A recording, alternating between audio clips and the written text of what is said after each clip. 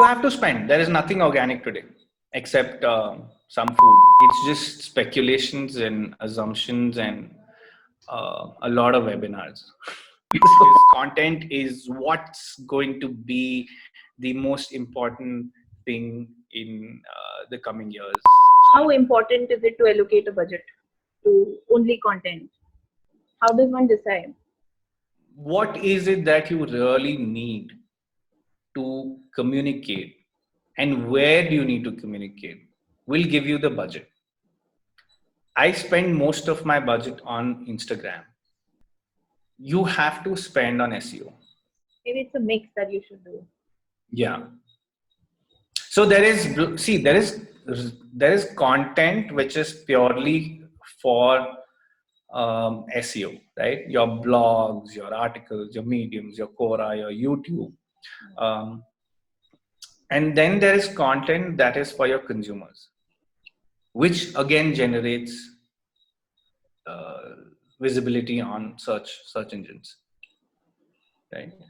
So if you're not planning that, first you have to list down what are the channels you want to reach out to. So for example, if you see OnePlus burns a whole lot of money on Twitter. Like they burn crores and crores of money on small Twitter ads, right? I don't need to do that. Nor do I have the resources at this point, but I will never do that because that's not my audience. Twitter is not my audience. So basically, I think the first step, what I hear you say is the first step is that you do your homework, you figure out where your brand and your products will work the best and with what kind of audiences. And then spend, because spending is something you can't really avoid. From our own experience, from what Avanti and I feel is that despite of being in the same space and working on this for other brands, we find very little to no time to engage with our own content calendar. Exactly. You're right on point. When I have that luxury of outsourcing it, I will do it the first day because I know I won't be able to do justice to the content piece myself or the communication piece myself. Not because of anything, but because of time.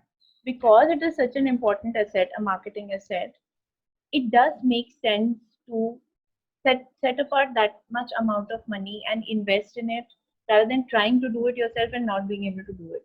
You have to outsource that job. And in case anybody is outsourcing, visit wordberries.in. Yes, I would recommend Wordberries very strongly. Having worked with both of you. Thank you. You guys are probably, I think, one of the nicest people, other than being absolutely proficient with your work. Very sweet of you, Subhashish. We have not paid him to say this. Thank you so much. Thank you for your kind words. Talking about COVID now, because we spoke about how the communication has changed. While COVID is on, how do you see it changing after, whenever that is, whenever it dies down?